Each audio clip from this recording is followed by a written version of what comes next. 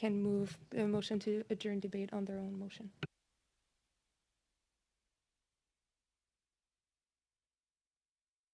You are on mute, Madam Chair. Oh, thank you, Chair. I thought that was a ruling that she could move to adjourn her own or to postpone her own debate.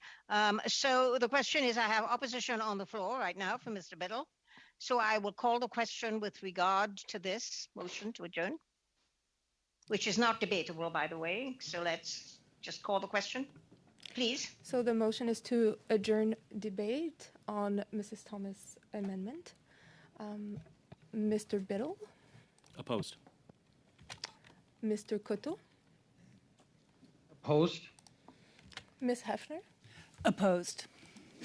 Mr. Housefather? Opposed. Mr. Lewis? Opposed. Mr. Perkins? In favor. Mrs. Thomas? In favor? Mr. Upal? In favor. Mr. Patzer? In favor. Monsieur Champoux? Je m'oppose à la motion. I'm against the motion. Julian? Contre. Against. So that's 7 nays and 4 yeas. Thank you. So the debate is not adjourned, and I think we need to go back to the floor. Ms. Thomas. All right. Well, thank you very much. Sure. I am a little bit surprised at my colleagues. Certainly, it seems that they would perhaps be playing shield or defense on behalf of the minister, preventing the opportunity from him speaking and being asked questions to speak to this piece of legislation. This is debate on your motion to adjourn. Can you please continue now with your actual motion? Thank you. We have decided it is not allowed to be adjourned, so can you continue to speak to your amendment, please? Sure, Madam Chair, I'd love to. Thank you. So the amendment that I have moved is that the deadline for the amendments be 3 days before the start of clause by clause. And so, of course, we're talking about the time frame that is being granted in order to bring forward those amendments that we might have for Bill C-11. Madam Chair, you'll recall that this committee agreed to hearing from witnesses for a minimum of 20 hours.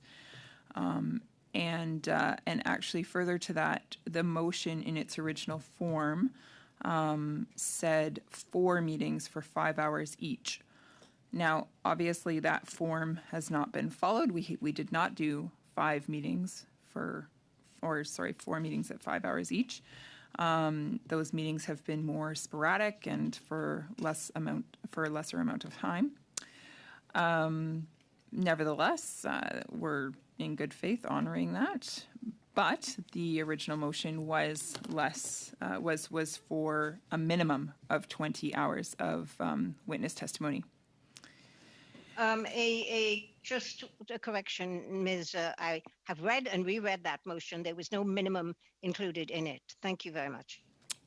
Madam Chair, was there a maximum included in it? There was nothing included, just that there be 5 hours of debate on Tuesday, the 24th, or whatever that date was, and that in the following week that we get 3 5-hour slots. And as you well know, Ms. Thomas, that is not decided by this committee. It is decided by the whips in the House, who agreed that we would get the equivalent of 3 5-hour meetings, which would be 15 hours.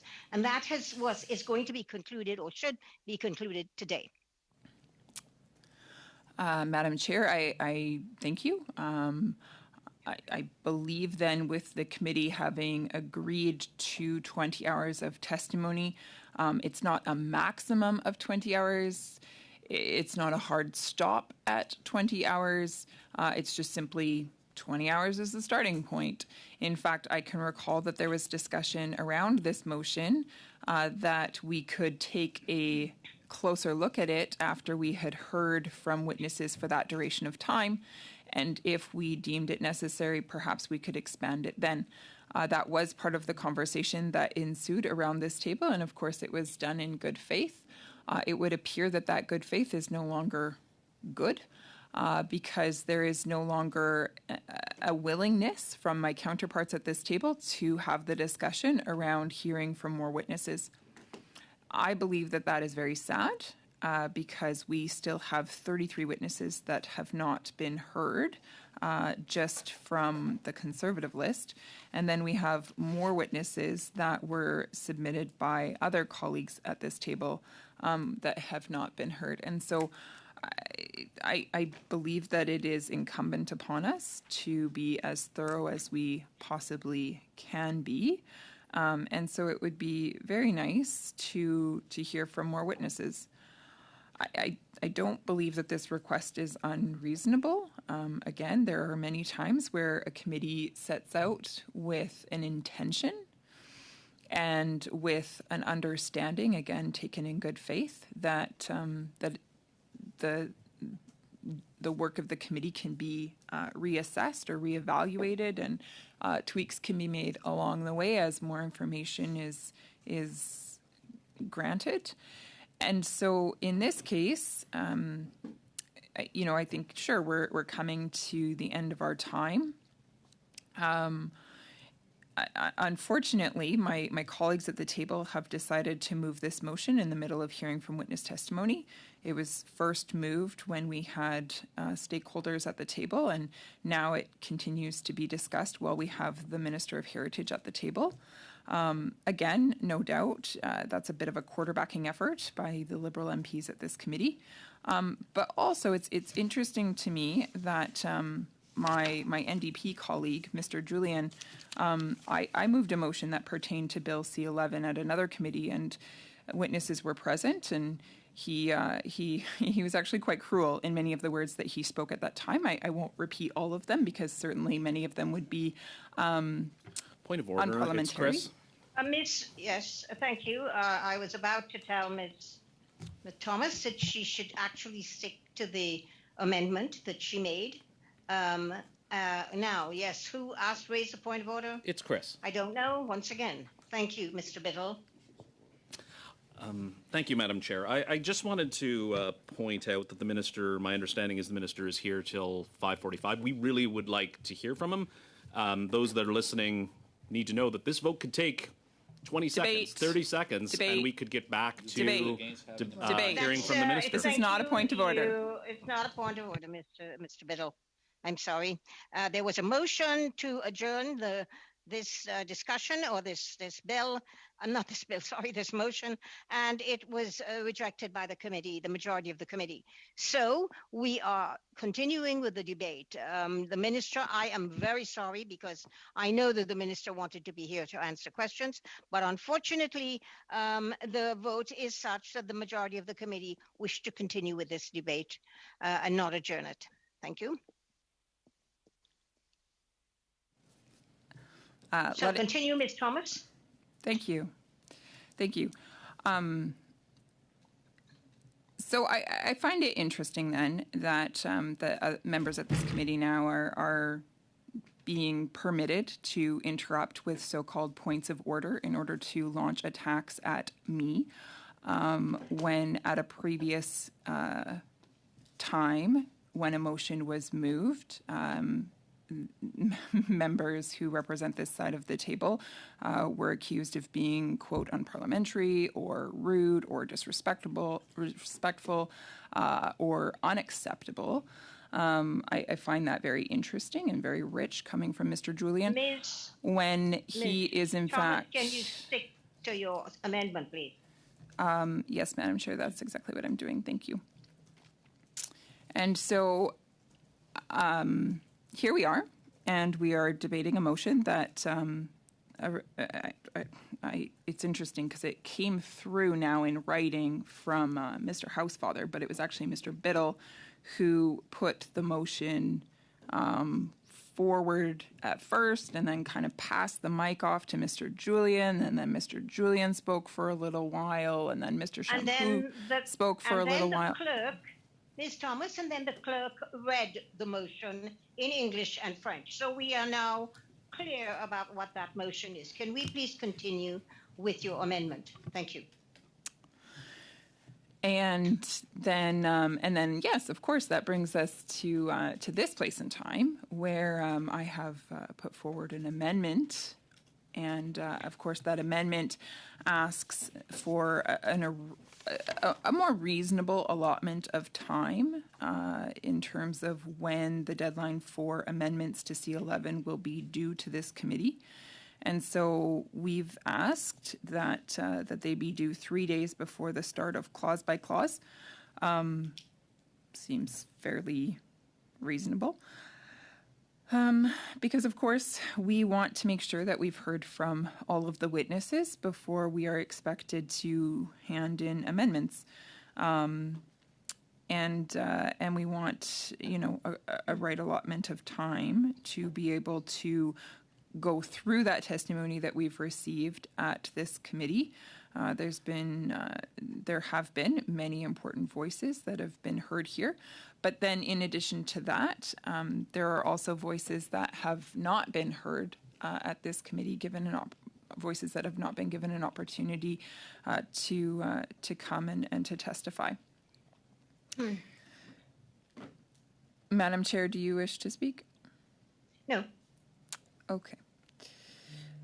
And so I'm simply asking that the committee actually, again, my preference, which would be a new motion, which I'm not permitted to put forward, so I've simply put forward an amendment that I believe is reasonable. But of course, my preference would be that we actually have a fair and reasonable conversation around actually continuing the study at this committee in order to hear from witnesses that have not yet been heard from. That would be my preference.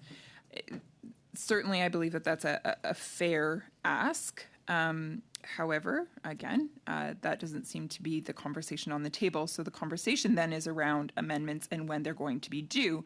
And so that kind of loops back around, though, in this circular motion back to this place of, well, we'd really like them due later than Friday at 4 p.m., which is now fewer than 24 hours away. And the reason why we want to push that deadline back a bit is because we want an opportunity to hear from other voices. Even today, right now, the Liberal members, the NDP member, and the Bloc member have determined that we are not going to hear from the minister today. And so, in making that Point of order, determination, Madam Chair. It's Chris. Madam Chair, Yes, I would Chris. ask that you truly make sure this is a point of order. Ms. Thomas, I think I have been ruling extremely fairly, so don't presuppose how I'm going to rule. Mr. Biddle. Thank you so much, Madam Chair. The minister's sitting right here. He's ready to go. The vote will take 1 minute on the amendment and then on the motion, and then we can Debate. get back to it. Madam And Chair, this is Minister debate. ready to go. Madam He's Chair. sitting Debate. right there. Debate. Mr. Biddle, that is not a point of order. I'm sorry. Okay, Ms. Thomas, I would like, though, to comment on a premise that you put forward to this committee, that in the past, when the committee has decided to look at a study and we were able to extend it or not, that was because on all of those studies, there was a deadline motion. It was either a minimum of 4 meetings or at least 4 meetings or a maximum. There was no such thing in this unanimous agreement by this committee with regard to the meetings that were going to be held with 3 meetings of 5 hours each during the week of May the 20th. That has been accomplished. We now need to move on to clause by clause.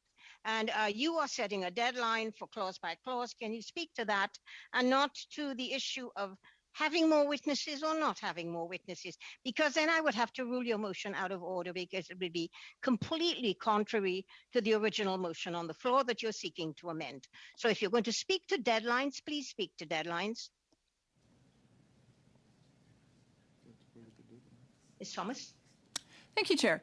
The reason for my deadline being expanded is because I would like to hear from more witnesses. So with all due respect, I do believe you will find that on the topic at hand. No? Well, I would like to say to you that as a chair, I take my orders from the committee. And a unanimous motion was passed, which is setting the tone for how we deal with this particular issue on C-11. And as far as I'm concerned, that unanimous motion has now achieved what it asked for. So we are now ready to move into amendments, and into clause by clause. And I think that is where we should be talking, and not about going back on a motion that had already been unanimously approved.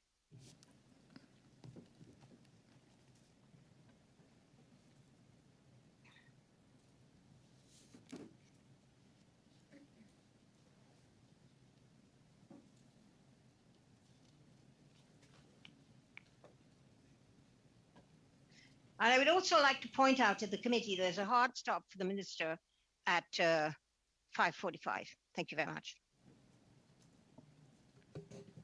Madam Chair, perhaps I can give you an updated speaking order. Yes, thank you. After Mrs. Thomas, we have Mr. Perkins, Mr. Patzer, and Mr. Upal. Mr. Perkins? Point of order. To the amendment, please. I do still have the floor, Madam Chair, whenever you're ready to give it back to me. Point of order. Point of order. The floor, and you are speaking, and then when I Point of order. decided to stop speaking. So, point of order. Who is it? C'est Monsieur Julie. It's Mr. Julian. Madame la Présidente, Madam Chair, I would just like to confirm something with the clerk. I was after Mrs. Thomas, so I am next on the list. Thank you. I brought that up with the clerk, Mr. Julian, and she said that was on the original motion. We are now speaking to the amendment. And so, I'm sorry. Just to clarify, Madam Chair, the speaking order continues when the person signals, and I did right after the amendment. So it would be right after Ms. Thomas. The clerk did not so agree. I'm sorry, because I tried to get your name up there, and the clerk said no, that we are on an amendment now and that we have a new speaking order. So there you go. I am following what the clerk tells me are the rules that we should follow. Now, go ahead. Now you said you are still speaking, Ms. Thomas. Will you speak? Madam Chair, perhaps you could just help me out with something here. So the reason I was quiet is because you hadn't given me permission to speak yet, so I was trying to be respectful of you. I seem to get in trouble if I go ahead and speak, and I seem to get in trouble if I don't speak. So perhaps you could just give me some ground rules that I can abide by. I wish to be respectful. Just try to be respectful. Indeed, not just saying so, Ms. Thomas. Just be respectful. You have the floor. Speak. Thank you, Madam Chair.